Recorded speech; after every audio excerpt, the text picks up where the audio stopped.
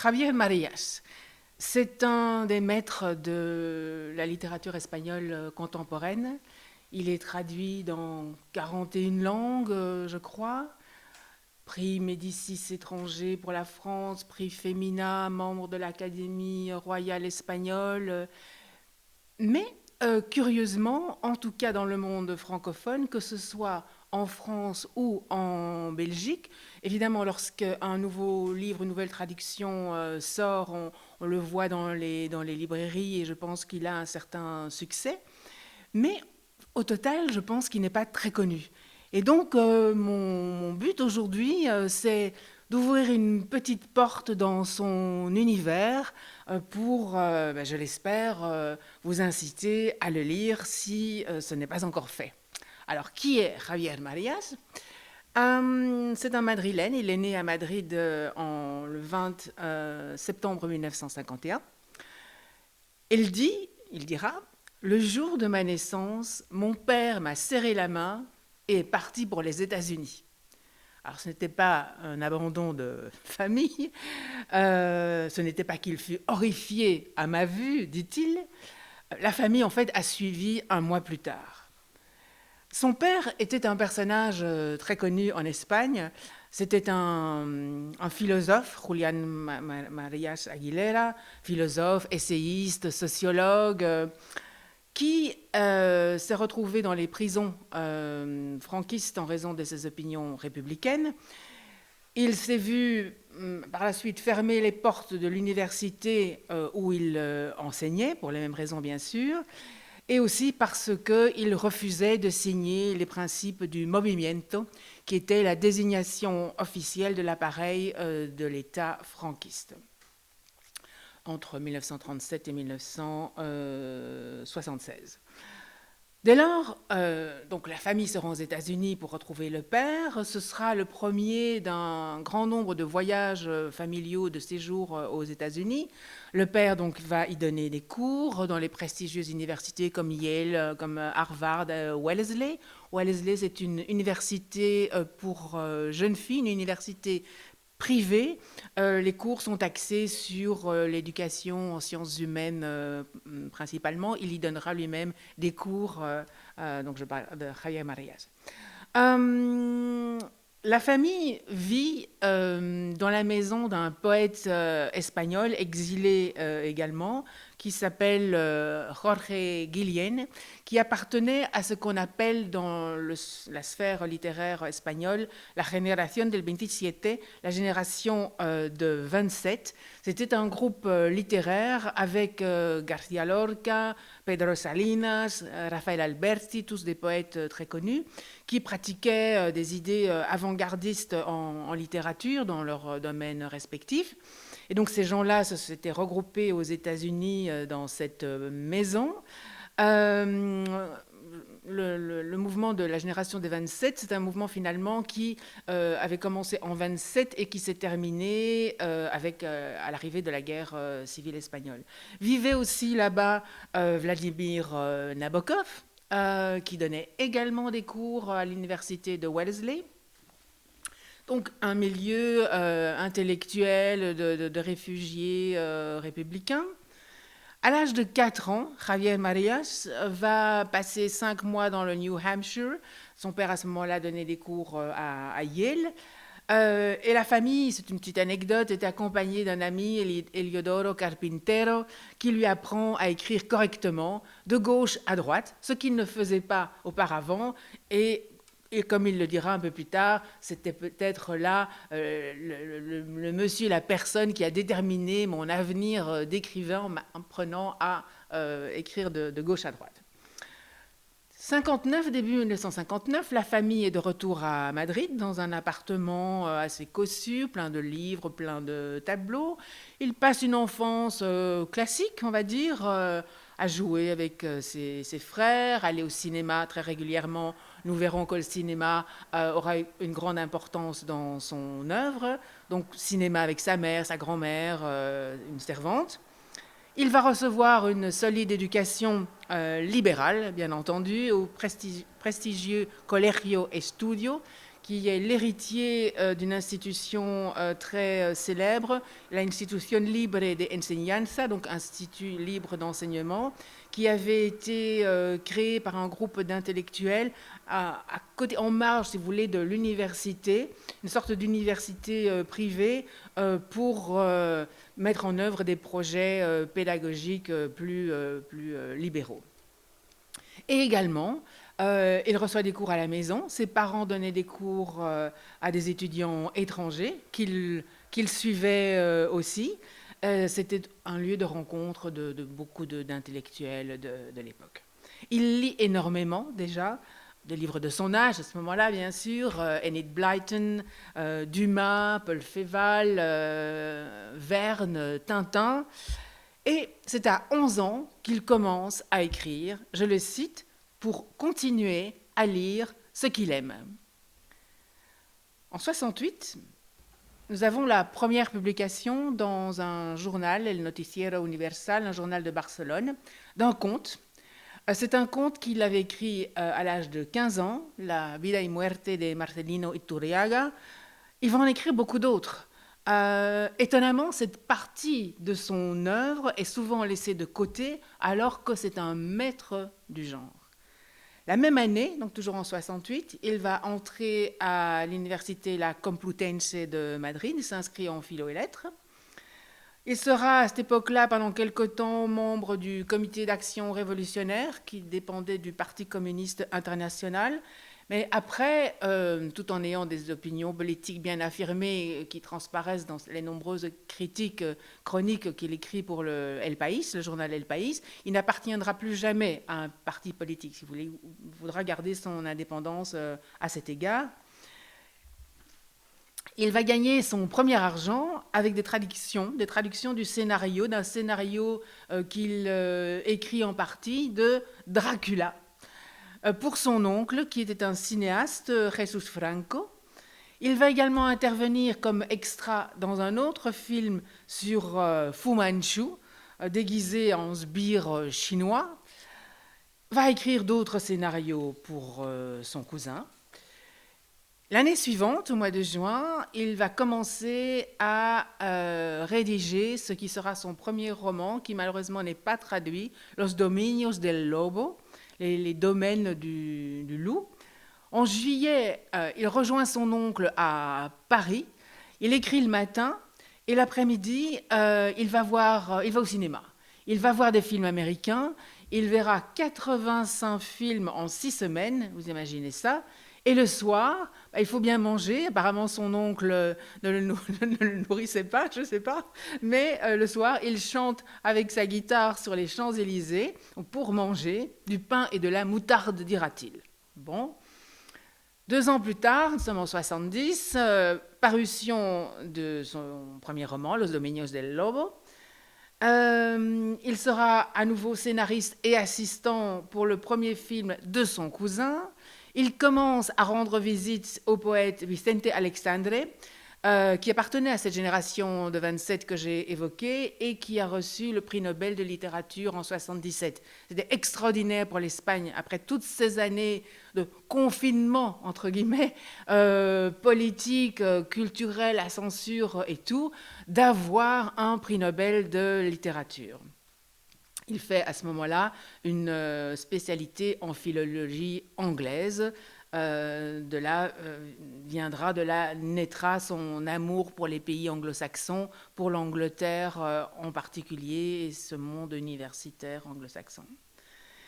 En 1971, c'est une année assez capitale parce que nous sommes au début de ce qui sera la dernière décennie du franquisme. C'est une période de pré-transition politique, c'est une période de transition culturelle déjà qui va précéder cette transition politique et qui allait transformer une culture littéraire conditionnée pendant toutes ces années par le régime franquiste pour façonner un nouveau champ littéraire qui commençait à se redéfinir sur les modèles des sociétés démocratiques. À ce moment-là, il y avait en Espagne toute une série de polémiques concernant le caractère plus ou moins obligé de l'utilisation du réalisme du réalisme esthétique, donc en littérature notamment, comme instrument devant articuler l'engagement politique des écrivains contre le dictateur. Alors, c'est ce type de littérature, de roman en particulier, que Javier Marías va appeler, entre guillemets, la novela castiza. Alors, la novela castiza, si je dois traduire, c'est un mot difficile à traduire, mais le roman qui suit les lignes, le roman traditionnel, le roman classique, si vous voulez. On ne fait pas un pas de côté. Lui, c'est pas ça du tout qu'il veut faire. Il va aller chercher ses références, ses modèles dans les traditions littéraires étrangères, surtout anglo-saxonnes, et à la maison chez l'ingénieur et écrivain Juan Benet.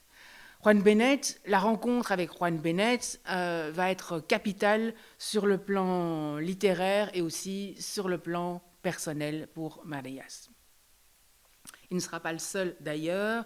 De nombreux écrivains de sa génération, cette génération des 60-70, que Marías va appeler los novísimos, les petits nouveaux, disons, ils ont trouvé chez Benet, dans sa personne, dans ses écrits, une source d'inspiration majeure, un véritable modèle éthique parallèlement au modèle littéraire. Un ami intime pour Marías, une figure paternelle. Et dans toute l'œuvre de Marías, il y a des références à Juan Benet. Par exemple, dans ses nouvelles, il a écrit beaucoup de nouvelles. El señor Benet recibe, le monsieur Benet reçoit. Don Benet va de viaje, Don Benet part en voyage. Très reconnaissable aussi dans les traits de certains de ces personnages tels que Muriel, qui est un des personnages, des protagonistes principaux dans Así empieza lo malo, si rude soit le début, roman dont je parlerai un petit peu plus tard.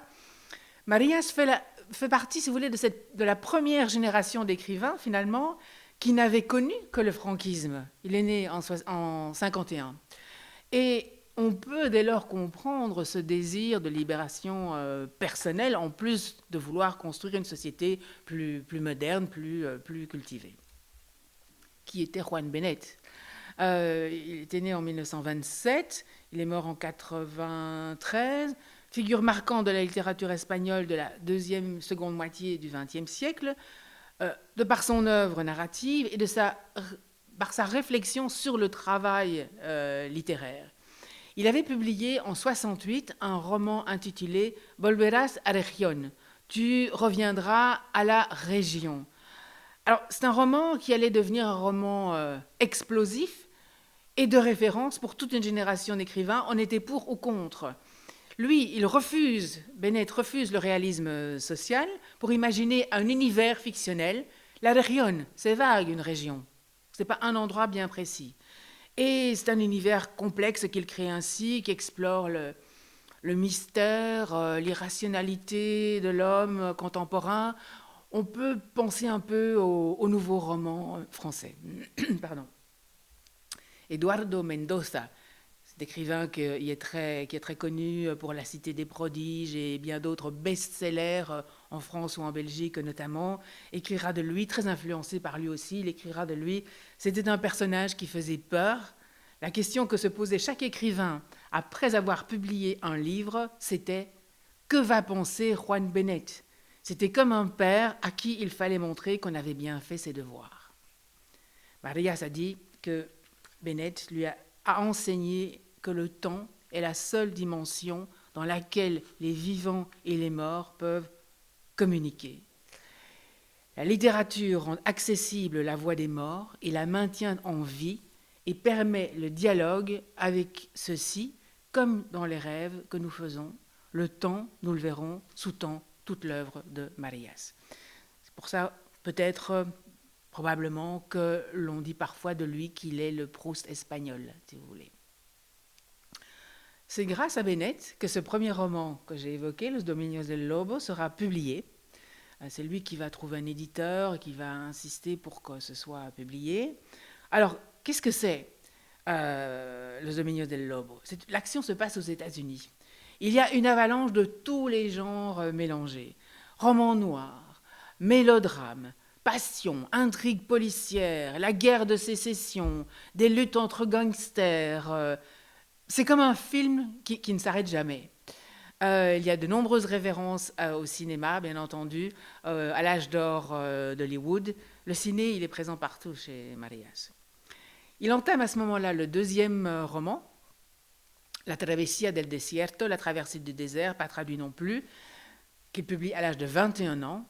C'est un jeu. De manière ludique, il rappelle les grands récits d'aventure, récits du 19e siècle, les grandes aventures maritimes. Il y a des manuscrits mystérieux, il y a des séquestrations, une atmosphère de l'époque édouardienne en Angleterre, fin de l'époque victorienne, vous voyez ce genre d'atmosphère. Marias dira que l'une des plaies de la littérature espagnole du XXe siècle a été le désir d'originalité à tout prix.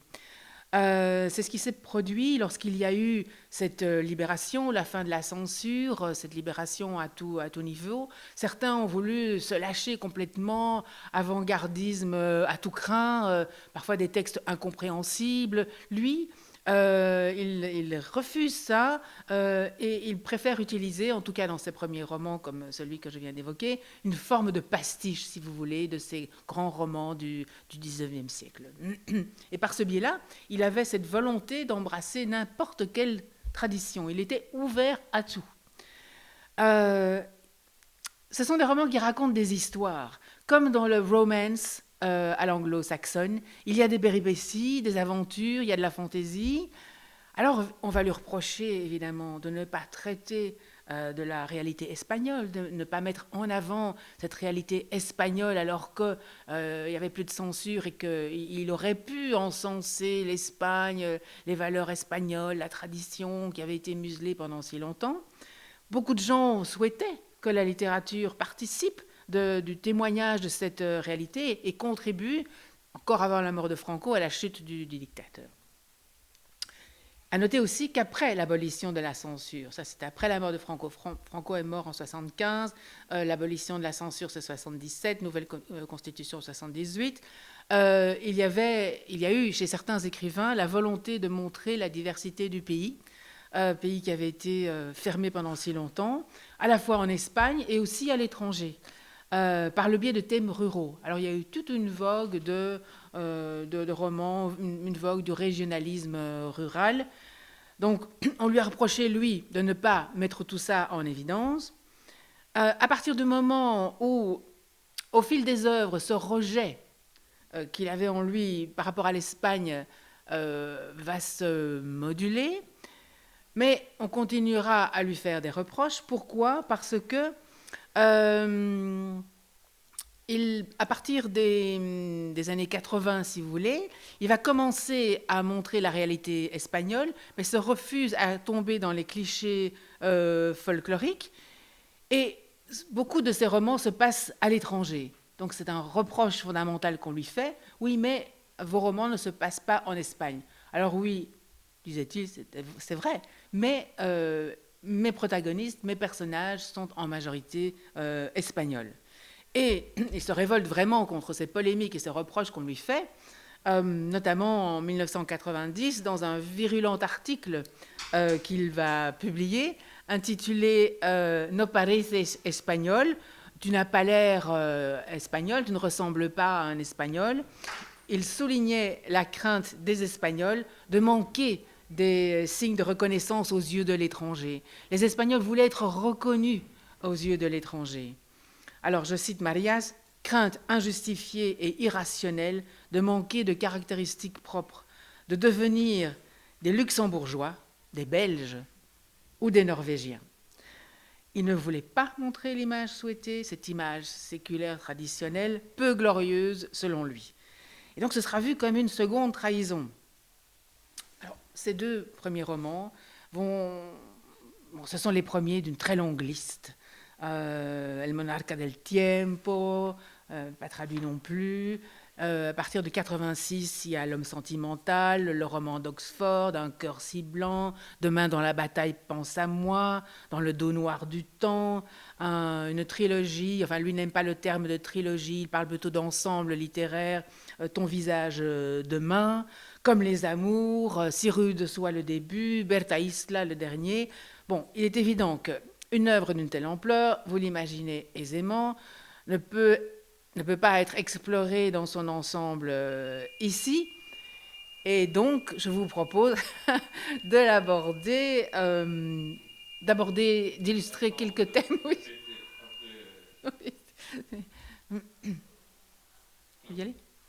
Et donc, je vous propose d'aborder ici, pour illustrer les thèmes et les techniques narratives de Marias, quelques-uns de ces romans qui me paraissent les plus représentatifs. Il va peu à peu façonner un style très particulier. Ces romans se présentent le plus souvent comme une intrigue. Mais l'intrigue est un prétexte qui sous-tend une profonde réflexion philosophique. Des paragraphes peuvent prendre une page, une phrase peut prendre une page. C'est la raison pour laquelle, comme je l'ai dit précédemment, on le compare parfois à Proust. Il y a toujours une voix, un narrateur à la première personne, qui est d'une certaine manière un interprète, et cette voix, au fil de l'œuvre, va devenir en tout cas aussi fondamentale, voire davantage que ce qui s'y passe. Je veux dire par là que dans un roman classique, il y a l'histoire, il y a les événements, ce qui fait avancer l'action. Ce sont les jalons, les événements qui tiennent le lecteur en haleine. Et alors, qu'est-ce qui va se passer ? Chez Marias, c'est le narrateur qui devient un protagoniste qui va tenir les rênes. La narration est plus passive qu'active. On s'engage vers le monologue intérieur. Il y a une très grande prospection des personnages. Les digressions qui dilatent le temps réel, le temps objectif. C'est une interrogation sur soi, sur l'homme avec un grand H, sur la réalité, sur les apparences aussi, la mémoire, l'amour, le mariage, la haine, la vengeance, les relations illicites, les relations clandestines. Tous ces thèmes sont déclinés de manière récurrente dans toute l'œuvre. Ce sont des motifs qu'il reprend, comme les motifs d'une œuvre musicale. Il veut créer une sorte de mosaïque, de motifs comme un compositeur de musique. C'est pareil avec les personnages, avec les relations. Souvent, ce sont des trios qu'il met en scène. Des personnages reviennent d'un livre à l'autre, même avec le même nom, le même prénom. Et parallèlement, le narrateur s'adresse au lecteur, le prend à témoin, en quelque sorte, de ses réflexions. Le lecteur est interpellé. On en arrive, on réfléchit en même temps que lui, on tente de donner des réponses aux questions que le narrateur pose. Le narrateur interprète, par exemple dans le roman d'Oxford ou dans L'homme sentimental, c'est un homme seul dans une ville étrangère. Dans L'homme sentimental, c'est un chanteur d'opéra qui interprète la musique d'autres personnes. Dans le roman d'Oxford, c'est un prof de traduction à Oxford qui traduit ce qui se passe pour le lecteur. Dans Un cœur si blanc, c'est le narrateur qui fait en quelque sorte des traductions simultanées entre des dirigeants mondiaux. Dans Demain dans la bataille, pense à moi, c'est un ghostwriter, un nègre, qui est le narrateur interprète. L'homme sentimental, nous avons ce triangle, ce trio que j'ai évoqué, que l'on retrouve dans la plupart de ses romans. C'est un triangle, c'est le premier livre qu'il a fait vraiment connaître à l'étranger. C'est un triangle amoureux obsessionnel. Le sujet lui avait été suggéré par un trio vu dans un train au départ de Venise. Il a séjourné quelque temps à Venise. Il y a le narrateur, surnommé le lion de Naples, qui revient 4 ans en arrière dans ce voyage et qui est à Madrid, mais qui reconstruit les relations de ce trio aperçu dans un train, puis retrouvé à Madrid lors d'une répétition de l'Othello de Verdi. Musique Shakespeare, jamais loin. Un banquier flamand, et sa femme et son secrétaire. En fait, c'est de c'est de la femme de l'auteur qu'il s'agit. Il racontera que c'est en faisant ce voyage avec elle de 3 heures dans le train, sa femme s'était endormie et il s'est dit qu'il ne l'avait jamais vue ainsi, qu'il ne l'avait jamais regardée dormir pendant 3 heures. C'est vrai que on ne regarde pas nécessairement dormir pendant 3 heures la personne avec qui l'on vit. Hein, et donc, c'est ce qui a inspiré le personnage féminin de l'homme sentimental. Et donc, le protagoniste raconte à la première personne, depuis Madrid, son séjour. Et donc, c'est vraiment ce qui se passe, la vie, le temps, l'amour entre ces personnages. Ce sont vraiment ses thèmes de prédilection. Un autre roman qui a eu beaucoup de succès, c'est en français le roman d'Oxford. En anglais, en espagnol, pardon, c'est Todas las almas. Si je traduis littéralement, ça veut dire toutes les âmes. Et je trouve que la traduction, le choix du titre en français n'est pas bon du tout. Parce que si je dis le roman d'Oxford, on s'imagine finalement le personnage, un des personnages, si je puis m'exprimer de la sorte, c'est Oxford. Ce sera le cas dans une certaine manière, mais Marias avait séjourné au collège All Souls, si je traduis toutes les âmes, à partir de l'anglais, à Oxford. C'est le nom d'un des collèges, un prestigieux collège de l'université d'Oxford. Et donc, toutes les âmes, en espagnol, todas las almas, toutes les âmes également, ça correspond beaucoup mieux, vous allez voir, avec ce qui s'y passe. Alors, ça se passe dans une ville universitaire, Oxford, bien sûr, qui semble être conservée, en espagnol dit en almíbar, dans du sirop, donc comme figé dans du sirop. Les habitants semblent connaître les mêmes perturbations que le personnage principal, très perturbé lui aussi. Il est prof à Oxford, prof de théorie de la traduction, comme Javier Marias le sera lui-même pendant tout un temps. Donc prof de littérature là à Oxford pendant 2 ans, je parle du personnage ici. Il s'ennuie. Il est tout seul dans cette ville étrangère, comme tous ses collègues. Il décrit ce milieu universitaire vraiment au vitriol, comme tous ses collègues, il n'a pas grand-chose à faire. Et bon, il décrit la vie là-bas, les traditions du milieu, de ce petit cénacle de profs d'univ. Les personnages, ils ne sont pas dans le monde, ils sont pas dans le monde. Quand ils sortent de leur cocon pour aller, ne fût-ce que passer quelques jours à Londres, ils doivent rentrer précipitamment. Ils manquent d'air, ils perdent l'équilibre, ils ont des bourdonnements d'oreilles. Et notre personnage, il a l'impression qu'il vit dans un milieu aquatique. Et il raconte à la première personne, depuis Madrid à nouveau, donc il recentre peut-être suite aux reproches qui lui ont été faits précédemment. C'est pas le genre à s'adapter comme ça aux reproches. Depuis Madrid, son séjour. À nouveau un trio. 3 personnages, une maîtresse, un ami, un maître, un professeur d'Oxford. Alors, le petit problème, c'est que les personnages, quand on a vécu quelque part et qu'on lit une histoire qui s'est déroulée, on a peut-être tendance à essayer de retrouver ou de reconnaître des personnages. C'est assez classique, je pense, comme démarche. Et là, des personnages inventés ont été reconnus, soi-disant. C'est quand même un petit peu gênant. À cela, Marias a réagi, je le cite, « Mon Dieu, il y a maintenant à Oxford une professeure que l'on dit adultère, ayant eu une relation continentale et pire encore péninsulaire.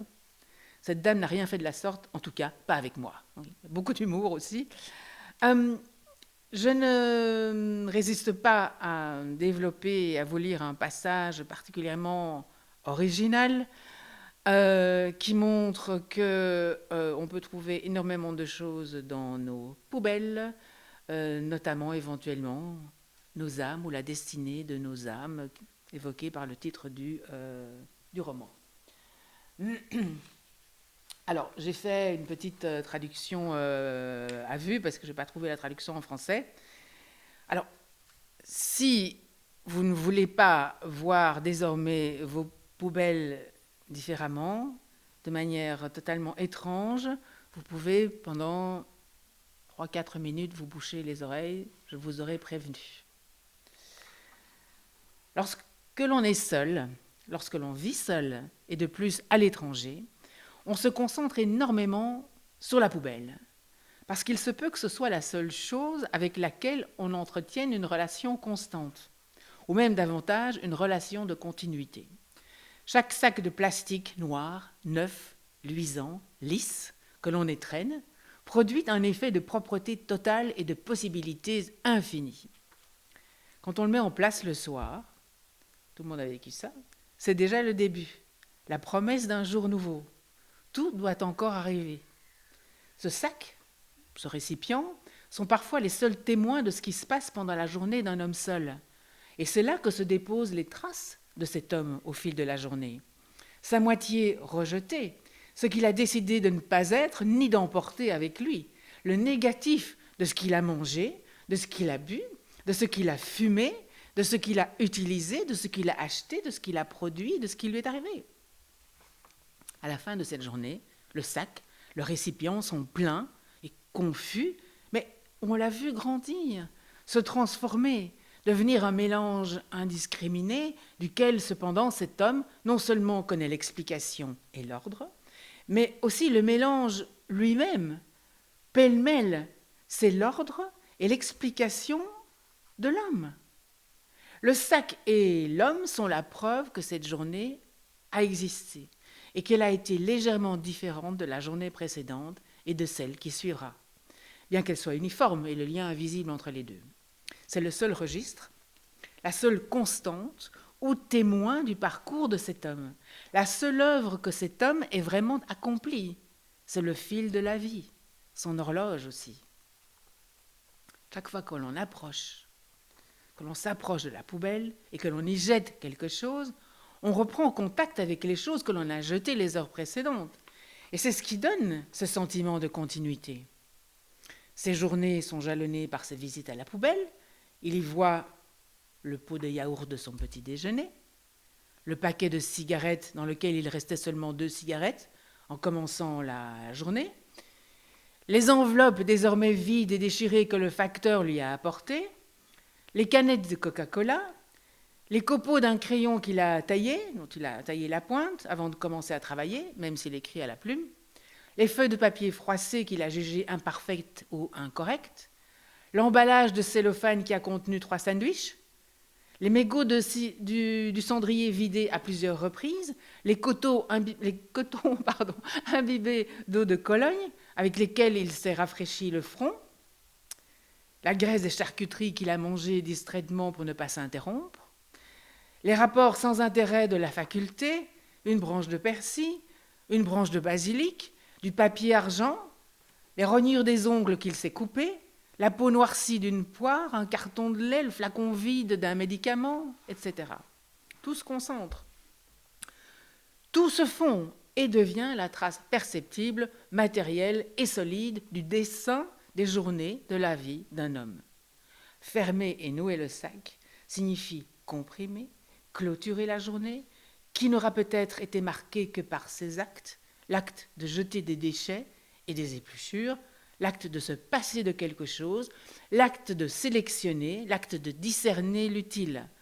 Le résultat du discernement est cette œuvre qui impose sa propre fin. Lorsque la poubelle déborde, elle est terminée. Et alors seulement alors, son contenu devient déchet. Je suis sûre que vous verrez désormais votre poubelle d'une autre manière. Ça, j'en suis absolument certaine. En tout cas, c'est bien ce qui m'est arrivé. Dans ce roman, il y a donc ce monde universitaire qui a donné ce titre français, mais vous voyez, il y a beaucoup plus, même au niveau de l'observation des poubelles, il y a toute une réflexion philosophique à se faire. Et après, où vont les âmes, où va l'âme de notre négatif que l'on a retrouvé, que l'on a décidé de mettre dans cette poubelle, de la fermer, de la comprimer. Dans un autre texte, Así empieza lo malo, ainsi commence le mal, si je traduis, si rude soit le début, en français, Thus Bad Begins, qui est une citation, un hémistiche d'une citation de Richard III de Shakespeare. Shakespeare est partout en référence dans l'œuvre de Marías. À nouveau, le choix du titre français me semble en tout cas un peu ambigu, parce que si je traduis de l'espagnol, Así empieza lo malo, ainsi commence le mal, Thus Bad Begins en anglais, et bien là, on se dit que le pire va arriver, peut-être. Tandis que si rude soit le début, ça laisse l'ouverture. On peut s'imaginer, si vous voulez, que ça démarre difficilement, le début est dur, mais que peut-être il y a un espoir après, alors que ce n'est pas du tout le cas. Le mal ne fait que commencer. Le mal n'est pas encore véritablement arrivé. Ça se passe à Madrid, cette fois, dans le Madrid post-franquiste des années 80. Un jeune philologue, engagé par un cinéaste, est chargé par ce dernier d'une mission, à savoir mener l'enquête sur un de ses amis. Et par ce biais, il est amené à s'intéresser à Béatrice, l'épouse. Et à nouveau, comme je l'ai déjà évoqué, le narrateur devient l'acteur principal, une sorte de voyeur. C'est aussi une éducation sentimentale. C'est un texte qui, comme à chaque fois, pose des questions fondamentales. Toute vérité est-elle bonne à dire quand on l'en découvre, quand on l'en mène l'enquête sur quelque chose ou sur quelqu'un? Est-ce que la vérité, en fin de compte, est bonne à dire? Ne vaudrait-il pas mieux renoncer à ce que l'on ne peut pas savoir? Et si vous voulez, c'est un peu une métaphore de l'Espagne de l'époque. Marías puise toujours dans la réalité pour alimenter sa fiction. Donc nous sommes dans l'Espagne post-franquiste, avec les anciens franquistes, ceux qui le restaient, et les républicains. Alors, il pose cette interrogation par rapport au rapport de l'Espagne post-franquiste, si vous voulez, entre les gens, les franquistes, les anciens franquistes, les républicains. Cette idée que finalement, les Espagnols ont dans l'ensemble choisi un vent nouveau soufflait en Espagne, propice à l'oubli, propice à l'impunité. Ce que les Espagnols voulaient, c'était la démocratie à tout prix. Et donc, ils ont souvent largement choisi de ne pas mener l'enquête ou, en tout cas, de ne pas dire des vérités sur le passé pour que le passage à la démocratie se passe de manière plus douce, plus soft, si vous voulez. Et donc, l'intrigue, les relations entre les personnages dans ce roman constituent une sorte de métaphore de cette enquête menée et qui, en fin de compte, dont on ne donne pas nécessairement les résultats pour avoir la paix, pour pouvoir continuer et passer à autre chose. Je vous l'ai dit, l'amour aussi, les relations hommes-femmes, l'amour, le mariage, ce sont des thèmes, les femmes sont des thèmes présents, notamment dans Los Enamoramientos et dans à peu près tous ces romans. Alors, il ne voit pas l'amour de manière extrêmement positive, en ce sens que, pour lui, il dit, j'ai vu dans une des interviews qu'il donnait, l'amour, c'est quelque chose qu'en principe, tout le monde, ou à peu près, voit comme positif. On dit que c'est désirable, que l'amour rend meilleur, plus généreux, plus heureux, que l'amour fait sortir le meilleur de nous-mêmes. Alors, selon Marías, parfois, sans doute, mais aussi, et souvent, l'amour peut rendre égoïste, mesquin, cruel, violent même avec l'autre. Un des moteurs de nombreux films, de livres, c'est la violence, le crime passionnel, les romans noirs par exemple, les polars et bien d'autres. Et donc, il pose la question dans Los enamoramientos, comme les amours, et dans d'autres romans, notamment dans Sirude, que soit le début, est-ce que vraiment l'amour est souhaitable? Selon lui, nous nous contentons souvent d'être des substituts. C'est une loterie, ça dépend sur qui nous tombons, ça dépend du hasard, de là où on se trouve, et pas comme on peut penser souvent, ça c'est la personne au monde que je devais rencontrer. Non, si on s'était trouvé à un autre endroit, à un autre moment, eh bien il y aurait probablement une autre personne. Ça dépend de qui est disponible, nous remplissons des vides. Ça semble affreux, mais disons que c'est ce qu'il pense en tout cas. Je vais vous lire un petit extrait par rapport à l'amour en question. Un petit extrait de Sirude, soit le début. Parlant de la personne, pour quelle raison devrait-il nous aimer, celui que nous désignons d'un doigt tremblant? Et pour quelle raison serait-ce précisément celui-là, comme s'il devait nous obéir? Pour quelle raison devrait-il nous désirer, celui qui nous trouble ou nous excite et dont nous sommes éperdument amoureux? Pourquoi un tel hasard? Et quand il survient, combien de temps cela durera-t-il? Pour quelle raison devrait durer quelque chose d'aussi fragile, d'aussi précaire? Le plus bizarre des assemblages, l'amour partagé. En règle générale, personne, ou presque, ne correspond exactement à l'autre. Et s'il existe autant de couples qui se prétendent amoureux, c'est en partie par imitation, et surtout pour faire comme tout le monde, ou encore parce que celui qui a montré du doigt a imposé sa volonté, a persuadé, a conduit, a poussé, a obligé l'autre à faire ce qu'il n'est pas trop sûr de vouloir faire, et à parcourir un chemin sur lequel il ne se serait jamais aventuré de son propre chef. Si quelqu'un ne l'avait pas insisté ou ne l'avait pas guidé, et cet autre conjoint, celui qui est flatté, courtisé, celui qui a pénétré dans son nuage, s'est laissé entraîner. Mais cela ne saurait durer. Le charme et la nébulosité finissent par s'estomper. Celui qui s'est laissé séduire se lasse ou se réveille un beau jour, et c'est au tour de l'obligataire, le mot, de désespérer, de paniquer, de se sentir comme sur des charbons ardents, de retourner au travail s'il lui reste assez de force, de se poster à la porte, de prier, de supplier soir après soir et de rester à la merci de l'autre.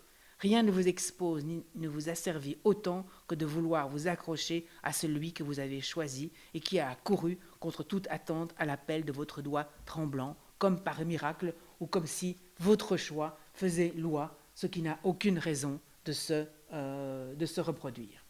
Bon, vous voyez, ce n'est pas tellement optimiste comme vision, et s'il parle du mariage, mais il parle de...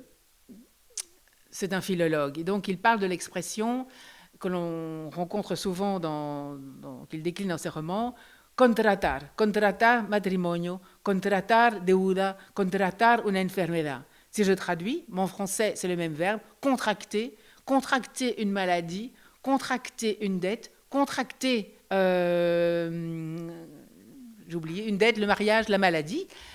Et donc, c'est un verbe, si vous voulez, qui n'est pas nécessairement, qui ne véhicule pas nécessairement l'optimisme. Hein. Contracter une dette, contracter une maladie. Donc, pour lui, contracter le mariage, ça n'est pas nécessairement de bon augure. À la différence des maladies et des dettes, les deux choses qu'en espagnol, écrit-il, on contracte le plus, toutes trois se partageant ce verbe, comme si le pronostic était réservé, de mauvais augure ou pour le moins éprouvant. Il était sûr, en ce qui concernait le mariage, qu'il n'y avait ni cure, ni remède, ni acquittement, à moins que n'y supplée la mort de l'un des conjoints, parfois longtemps attendu en silence et plus rarement facilité, provoqué ou encouragé, tel un inavouable secret. C'est affreux, je l'admets, c'est affreux. Mais bon, c'est sa vision des choses. Alors, on lui a souvent demandé, oui, j'ai évoqué la réapparition des personnages. Il y a notamment, comme personnage féminin, la réapparition de Louisa, le prénom Louisa, qui apparaît dans plusieurs romans. Louisa, elle, c'est la femme qui symbolise un idéal, la pureté, l'ange du foyer. Par contre, les non-Louisa dans son œuvre sont des femmes complètement déboussolées, comme dans la Béatrice de Cyrus sur le début, où ce sont des prostituées, où elles se suicident, où elles meurent de mort violente. Et on lui a parfois demandé ce qu'il avait contre les femmes. Et il se défend, je le cite, « Je décris la réalité. Dans notre société, les femmes ont toujours le mauvais lot. En Espagne, il y a un taux de mortalité très élevé chez les femmes tuées par leurs partenaires. Quand on lit le journal, on a l'impression d'une épidémie. » Et donc, lui, il trouve les femmes mystérieuses, énigmatiques, et dès lors, il les dépeint toujours avec une certaine distance. Il connaît mieux les hommes, c'est normal, et donc ces personnages masculins semblent plus vrais, si vous voulez.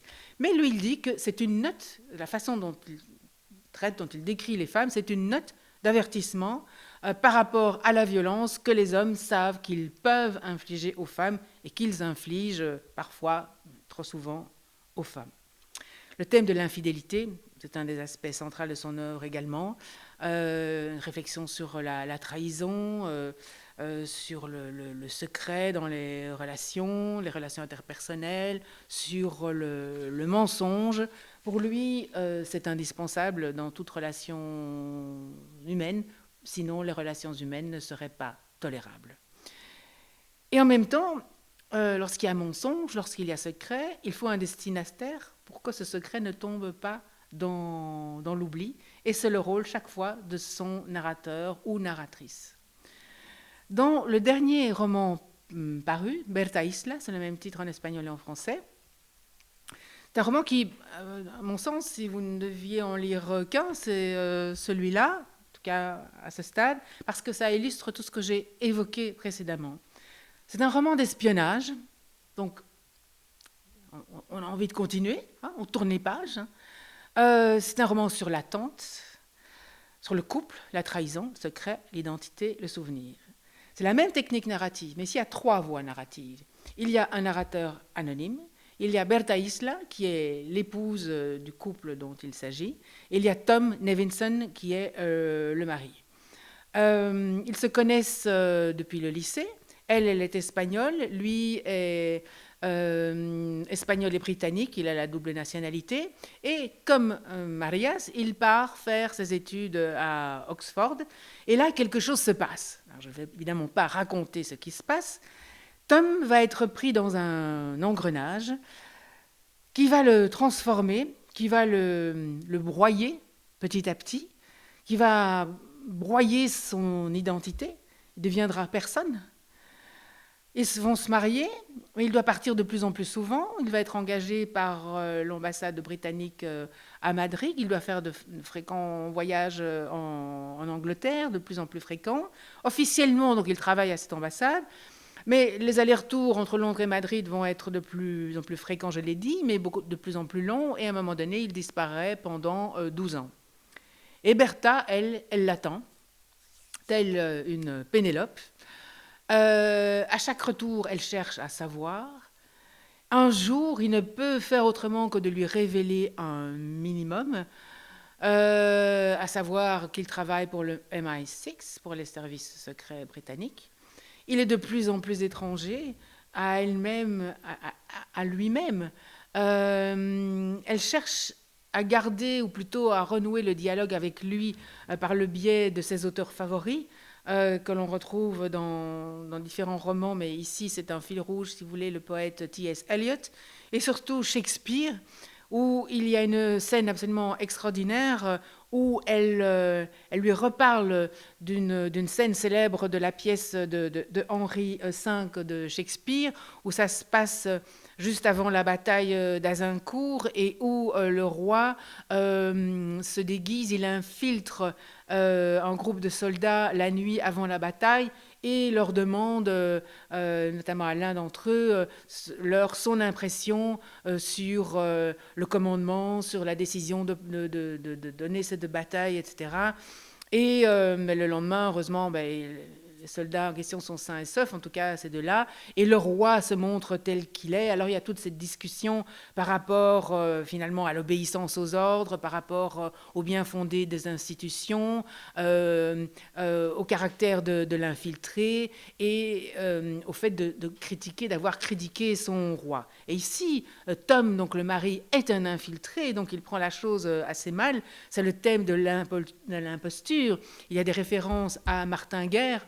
Vous vous souvenez du film Le Retour de Martin Guerre, adapté d'un roman, cette histoire vraie de la France du XVIe siècle. Montaigne a même assisté au procès de cet homme, ce paysan assez nanti qui avait quitté son village et qui revient, qui à son retour retrouve un homme dans la place. Et sa femme croyait que c'était lui, puis les soupçons, etc. Enfin, il y a eu tout un procès. Également, il évoque, et ce n'est pas la première fois dans un autre roman, c'est le cas, le colonel Chabert de Balzac, où le colonel Chabert, après la bataille d'Eylau, il revient dans sa maison pour retrouver, il a été porté mort, sa femme l'a fait porter mort, et bien entendu, elle l'a remplacé, elle s'est remariée, tous ses biens ont été vendus, il essaye de prouver son identité. Et donc, il y a dans ce roman cette idée, je vous ai dit que tout était imbriqué, il y a cette idée que c'est le cas de Tom Levinson, qui avait été choisi, si vous voulez, par son don des langues et son don d'imitation pour devenir un infiltré, un agent des services secrets, jusqu'à ne plus savoir qui il est. C'est l'idée, finalement, que le fait de naître, quand nous arrivons au monde, nous sommes, en quelque sorte, nous sommes repérés, nous sommes identifiés. Et il y a danger. On peut nous demander, on peut exiger de nous des choses en fonction de l'intérêt que nous pouvons présenter. Ici, Tom, le fait d'être surdoué en langue. Au terme de son odyssée, quand il revient à la maison, il n'est plus personne, puisque le temps anéantit tout, dira-t-il. Je vous lis un petit extrait sur cette idée du déterminisme. Dès l'instant où l'on vient au monde, des choses commencent à vous arriver. Sa faible roue vous intègre avec scepticisme et lassitude et vous entraîne à contre-cœur. Car elle est vieille et elle en a broyé de vie. Posément, à la lumière de sa nonchalante sentinelle, la lune froide qui somnole et observe d'un œil mi-clos. Elle connaît les histoires avant qu'elles n'arrivent. Il suffit que quelqu'un vous remarque ou promène sur vous un œil indolent pour que vous ne puissiez plus vous y soustraire. Dussiez-vous vous cacher, ne pas bouger, garder le silence, ne prendre aucune initiative, ne rien faire. Vous auriez beau vous efforcer de disparaître, vous avez déjà été repéré, tel dans l'océan une masse solitaire dont on ne saurait faire abstraction, qu'il faut éviter ou dont il faut s'approcher. Vous comptez pour les autres et les autres comptent sur vous jusqu'à ce que vous disparaissiez. J'ai comparé, je ne suis pas la seule dans la critique à la sortie du livre, même si Marias me conteste un peu lui-même, j'ai comparé Berta Isla à Pénélope.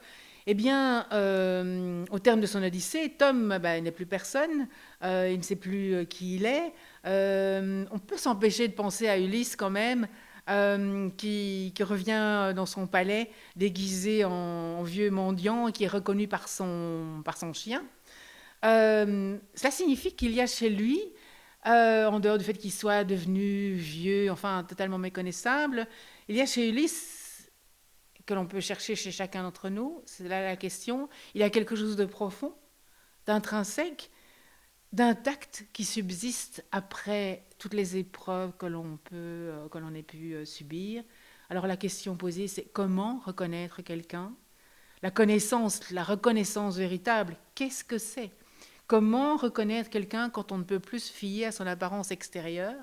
Existe-t-il un moi qui résiste aux épreuves et au passage du temps ?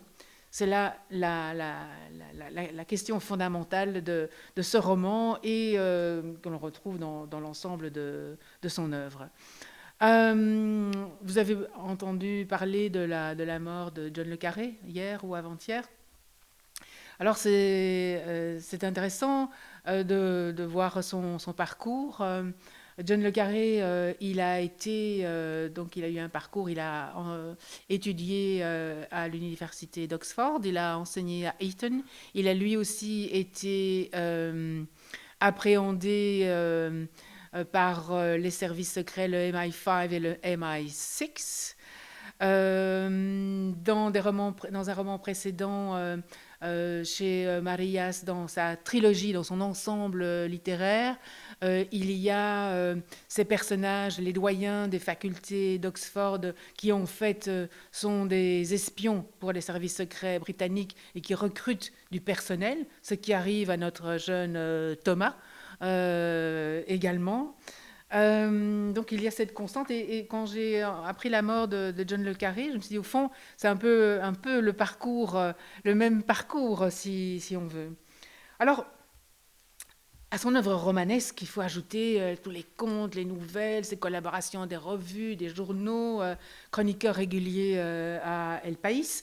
Très très intéressant à lire, ça a été, si vous voulez, relié dans diverses brochures, dans des livres, dans des recueils. C'est très intéressant à lire, notamment ces chroniques d'El País. C'est vraiment une chronique de l'Espagne, si vous voulez, actuelle, depuis quand même de nombreuses années qu'il les écrit. Alors lui, à cet égard, il fait la différence entre le chroniqueur et le romancier. Le chroniqueur, lui, il signe ses articles de son nom. Il écrit sur des faits, sur des situations sur lesquelles il tente d'influer. Je donne mon avis sur tel ou tel fait. Il en a en tout cas l'espoir. Le romancier, il a son nom en couverture, sur les 4 pages de couverture, sur les bandeaux, mais lorsque le roman commence, c'est une convention. C'est lui et c'est pas lui. L'auteur va accepter ce que dit le narrateur en son nom. Le lecteur accepte ça aussi. C'est le narrateur, la narratrice qui parle au nom de l'auteur. L'auteur, il n'est plus là. Moi, je ne suis plus là. Je ne suis plus responsable en tant qu'auteur. Et donc, selon lui, le romancier dit beaucoup plus, peut-être, ce qu'il pense vraiment. Le lecteur le sait, il n'est pas dupe, en principe, mais il est libre de garder ou non ses illusions par rapport à ce qui est écrit. C'est de la fiction, ça aide à vivre. Grand traducteur. Il a reçu le prix, un prestigieux prix de la traduction pour la traduction d'un roman très difficile de Lawrence Stern, La vie de Tristram Shandy, traduit Faulkner, Thomas Hardy, et la liste est longue, des biographies, des essais sur la littérature. Alors, je vais terminer par un clin d'œil paradoxal, on va dire. Un petit mot sur l'île de Redonda. Je ne sais pas si vous avez déjà entendu parler de l'île de Redonda.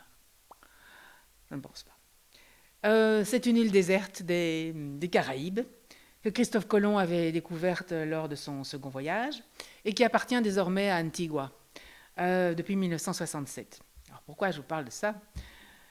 C'est une ancienne monarchie sud-américaine, ancien repère de pirates, riche en guano, en phosphate, exploité par les voisins d'une île voisine, l'île de Montserrat. En 1885, ce petit îlot a été acheté par un certain Scheele, un notable de Montserrat, à la naissance de son fils, en hommage à la naissance de son fils, pour son fils. L'île a été annexée en 1872 par le gouvernement britannique, mais un accord, si vous voulez, s'installe. Le propriétaire, Scheele, demande le titre de roi pour son fils. Les Britanniques sont d'accord, à condition que ça n'entrave pas, bien entendu, leurs droits véritables. Et donc, le fils, Scheele, Matthew Scheele, devient roi de Redonda sous le titre de Felipe I, donc Philippe Ier. 67 ans de règne de ce royaume imaginaire. Il fera des études en Grande-Bretagne, deviendra professeur, traducteur aussi, auteur de fantasy très connu comme fantasy writer. À sa mort, il va transmettre son titre à son éditeur, un certain Gathworth, poète également, qui deviendra Juan I, qui va créer une véritable aristocratie intellectuelle. En 67, le gouvernement d'Antigua et Barbuda réclame la souveraineté de l'île, qui est finalement annexée. Et le successeur actuel, devinez qui c'est ? c'est notre Javier Marías. Il a accepté, même s'il est républicain dans l'âme, et que les îles, dit-il, le rendent nerveux, il a accepté et il porte le titre de Javier I, Xavier Ier, roi de Redonda. Il a même fondé une maison d'édition, les éditions Redonda, qui portent ce nom, où il a publié des œuvres du fondateur du royaume, de ses successeurs, certaines de ses traductions, et notamment l'histoire de Martin Guerre. Chaque monarque a conféré des titres et des prix en argent. Marías a notamment élu le cinéaste Almodóvar, qui est duc de Trémoula, William Boyle, l'auteur britannique, qui est duc de Brazzaville. Il a même créé un prix littéraire. Le premier lauréat, c'est Coetzee, qui a reçu ce prix avant de recevoir le Nobel de littérature. L'Italien Claudio Magris, le réalisateur Éric Rohmer. Marías fait même référence à cette histoire dans le roman d'Oxford, dans Le Noir du Temps. Il y a même un hymne national, figurez-vous. Et donc un républicain porteur d'une couronne de roi, ce n'est pas si banal, je tenais à vous le raconter. Merci pour votre écoute et bonne lecture, j'espère.